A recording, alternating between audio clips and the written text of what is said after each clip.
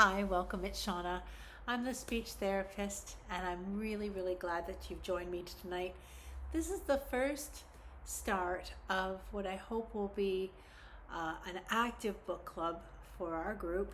I'm going to read from books that have been recommended to me from you, and I'm hoping that I can get through a chapter a week. What I'm telling all of the kids is if this is a book that you really love and you like your own copy to be able to read along with or even read ahead, just let me know. And if you let me know, then I can see about finding a copy for you too. Just to quickly go over the books that were chosen by you, we have the first one that I'm going to read a chapter from tonight called The Barren Grounds by David A. Robertson. He's from Winnepeg, and he lives in Norway, or from Norway House First Nations. I believe he's Cree. He's written a bunch of books, some for younger kids, and then an adult book, and this one is for kids that are 10 and up. And he's won a bunch of awards for them. They're really good. This book's described as Narnia, like The Lion, the Witch, and the Wardrobe, meets indigenous culture. So that's what we're going to read a chapter of tonight. I'll also be going through the Bone book, Volume 1, Amulet book, graphic novel, and the Warriors series, a graphic novel as well. Some of you have also asked for, oops, I dropped my phone, asked for the Amulet series and Five Nights at Freddie's. So that's a lot to get through and read. We'll start with a couple of them. Tonight it'll be The Barren Grounds, Chapter 1, and then I will read to you probably tomorrow night from Five Nights at Freddie's, and the following night from one of the other books in the series. So we'll see how interested everybody is in what they're hearing. So I'm going to ask you to get comfortable, lay back. You can close your eyes if you want, and I'll read to you from The Barren Grounds. Chapter 1. Morgan's head was pressed against her pillow.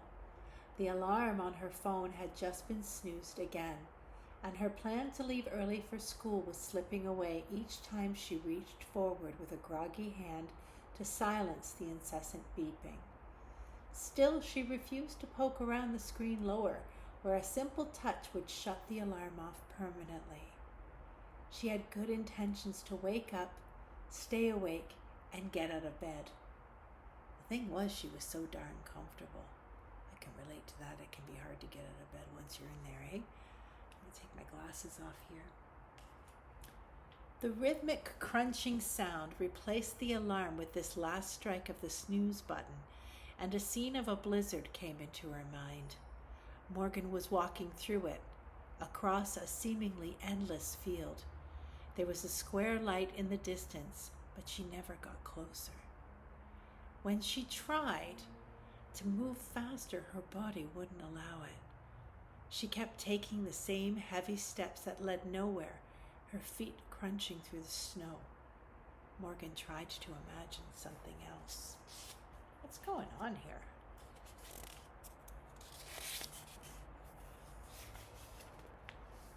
She should have been able to. It wasn't a dream. She knew she was awake. She pressed her eyelids shut so tightly that her entire face scrunched together like a raisin, to force something else into her mind, to force herself back to sleep into an actual dream, but she couldn't get rid of the image or the crunching. And then it dawned on her. The crunching sound had been in time with her heartbeat, and with her ear pressed against the pillow, her pulse, that's the sound of your heartbeat, boom, boom, boom, boom, her pulse announced itself forcefully and unrelentingly. All she had to do was lift her head. It was cosmic design to get her out of bed. Morgan kicked off her sheets like she was in a karate class, sat up, and the sound went away. She stayed like that for a minute, staring at the white walls, the blizzard stubbornly following her even now until the alarm jolted her into movement. She silenced it again and then checked the time. Good. It was still early. Morgan set about the task of getting ready for school. After all, this had been the plan all along. Morgan's bedroom had a tall, narrow window that faced the street. Opposite the window, in the back corner, just above the floor and beside the headboard, were two pipes protruding from the wall. Protruding means sticking out. They were cut down, capped off, and out of the way, and she guessed that her bedroom used to be a bathroom, but in the 2 months she'd been here, she'd never bothered to ask because the answer felt obvious. Where else would you stick the oldest foster kid? The room had thin carpeting that didn't quite match the hallway carpet, which made Morgan think that it had been purchased at a discount carpet store. She had hung clothing, mostly hoodies, on a series of hooks at the back of her door, and taped a modest collection of posters to the walls. Finally, there was a floating shelf for her books. Fantasy books, mostly. Old ones, because Morgan liked how books used to be written. She liked the worlds that authors imagined and how she could imagine herself in them. She would read books on her bed facing the window. She'd lie on her stomach, kick her feet in the air, and get lost. Other times she would just sneak to the attic, and there she could really be alone. She could really escape. Escaping was the plan this morning, not just into another world.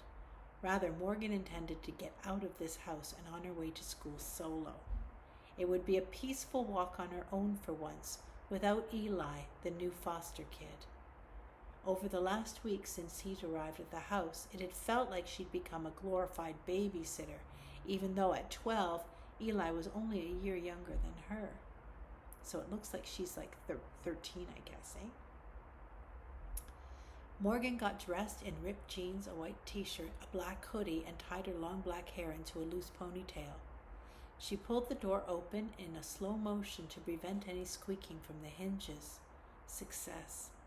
Halfway there. Now there was just the matter of the hallway. She took one soft step, and then another, all without even a whisper of a sound.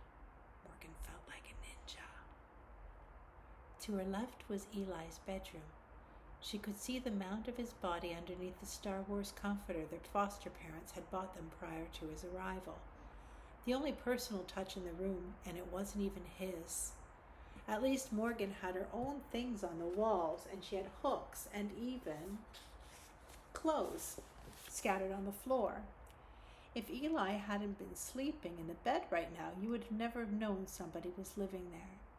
There was only Eli and the oversized drawing pad that he brought everywhere, like Linus and his blanket. More ninja steps followed, and the only thing that worried Morgan was Katie and James. Their bedroom was directly adjacent to the stairwell, as though they'd known beforehand that they'd have to contend with a teenage girl sneaking around. Adjacent means beside the stairwell. Luckily, the door to the stairwell was open, and that meant all she needed to do was continue on her improbable run of silent steps. She could already picture herself walking to school alone. The sun would be shining, the grass emerald green, and the birds chirping. There would be no snowstorm, no square light in the distance that never got closer, and no crunching footsteps.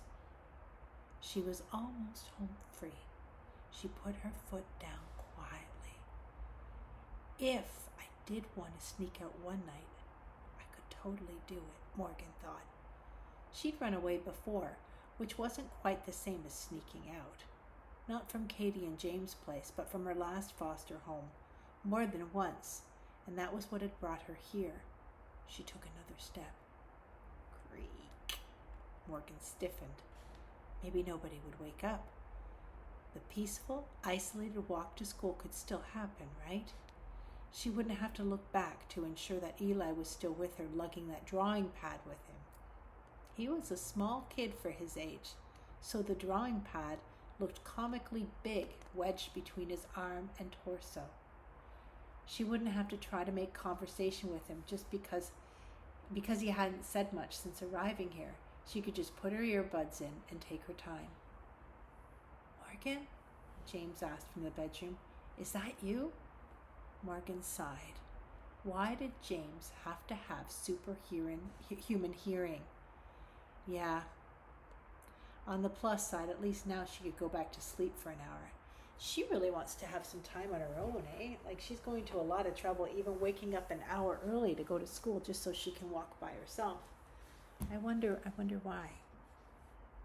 When Morgan got up again, having ironically slept in, everybody was awake and breakfast was waiting for her. Arranged neatly on her plate as though James was competing in a cooking show on the Food Network were scrambled eggs, 2 strips of bacon, hash browns, and a perfectly quartered orange. Morgan's stomach grumbled so loudly that everybody must have heard it. Katie sitting across from her, James sitting to her right, watching how Morgan would react to the food, and Eli to her left looking down at his own plate. Wait a minute. Morgan inspected the plate of food more thoroughly. The scrambled eggs resembled a mop of curly hair. The bacon strips were decidedly fat lips, and 2 orange slices were ears, and the final 2 were eyes. James snorted, trying to stifle a laugh. Are you serious? Morgan buried her face in her palms. Too bad he doesn't have a nose because the food smells great, James said with a guffaw. A guffaw is like a loud, I don't even know if I pronounced that right, but it's like a loud laugh. You know I'm 13 and not 3, right? Morgan asked. I think you forgot about the, one in the front of 3 or something. James thought it might, and Katie gave him a deliberate side eye. Cheer you up? Cheer me up, Morgan echoed. Well, you've looked upset since moving here almost all the time, James said, glancing at Katie for approval. We just want you to feel at home here and comfortable. But this isn't my home, Morgan said. The last 7 places weren't my home either. Do you think... And Morgan took a deep breath. A technique she'd learned to remain calm. A breakfast made into a smile is going to change any of that? It's just what families do. And Katie dabbed at her mouth now, as though she wanted to wipe away the words she'd just blurted out. She tried again. We're new to this, Morgan. This is our first family. And she reached across the table and put her hand on James's. It was always just us before you came. I thought the breakfast was an excellent idea, James bit his lip. A pun? Seriously? And Morgan, although her stomach had been roaring, pushed the plate away, crossed her arms, and took more deep breaths. If she blew up, they'd want her gone, and then it would be 8 homes instead of 7. As ridiculous as James was, as annoyingly earnest as Katie was, they weren't awful, like not the kind of awful that she'd had before. Okay, her breakfast had been made into a face, but it was better than finding a note on the kitchen table telling her, eat what's left, and sitting alone with a bowl of dry cereal because there was only spoiled milk in the fridge. Cereal from the bottom of the box, crumbs that only milk could save. Puns are what dads use, James said. It's like their language. I was trying. Morgan saw Katie give James a short, subtle slap on the hand that she'd been holding. You're not my dad, Morgan said. We're trying, Morgan. Katie's voice was quiet, as though this might temper Morgan's outburst. And you're not my mom, Morgan said. At least she hadn't raised her voice. That was a considerable feat because her blood was just boiling. Stop trying so hard and just lay off. And do what? What do you want us to do? James asked. I don't know. I'm the kid here. Morgan stood up. And that's when she noticed that Eli's meal, too, was shaped into a face. They had breakfast-faced twins. Really? Well, he hasn't been. Well, what do you expect him to be? Just like happy? He just got here last week. Let him be sad. He's going to be sad, okay? Morgan, for the first time, felt a connection to Eli. Come on, kid, we've got to get to school. Eli had been sitting there quietly unmoving, probably in shock. His brown, almond-shaped eyes were staring at the plate as if he too had just noticed the food face. His lips were pursed as though he wasn't going to utter a word, even if he'd wanted to say something, and his feet seemed glued to the floor until, at Morgan's urging, he got up from the table and came to stand beside her. Morgan, Katie started. Sit down, James said. Finish your breakfast at least. I know you're hungry. Do you want me to do something with your stupid breakfast? With trembling fingers, Morgan took one of the slices of bacon, broke it in two, and positioned a piece over each eye. She made the other bacon slice into a frown and then pushed the plate towards James. There. You've looked too happy lately. I'm just trying to help. That's not fair, James said. You know it's not fair? Morgan asked, but she stopped.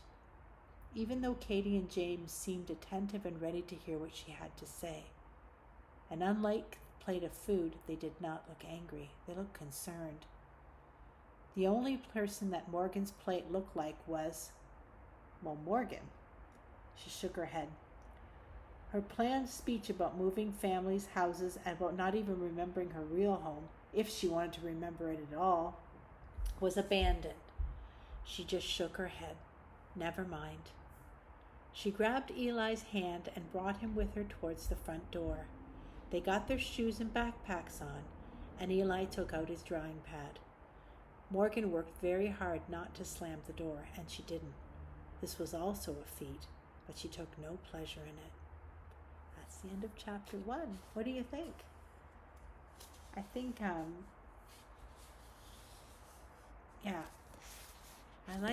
like the main character.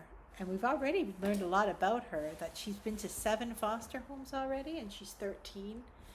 And that there's another kid, Eli, that's also a foster kid, and he's 12, and she's responsible for him a lot. And that her foster parents seem okay, but they just don't get it. They don't get what she's been through and what she's having to deal with. I'm curious to find out what happens next, you know? It's a good start anyway. I wonder what kind of questions you have about this. I'm happy to talk about it with you when I see you next.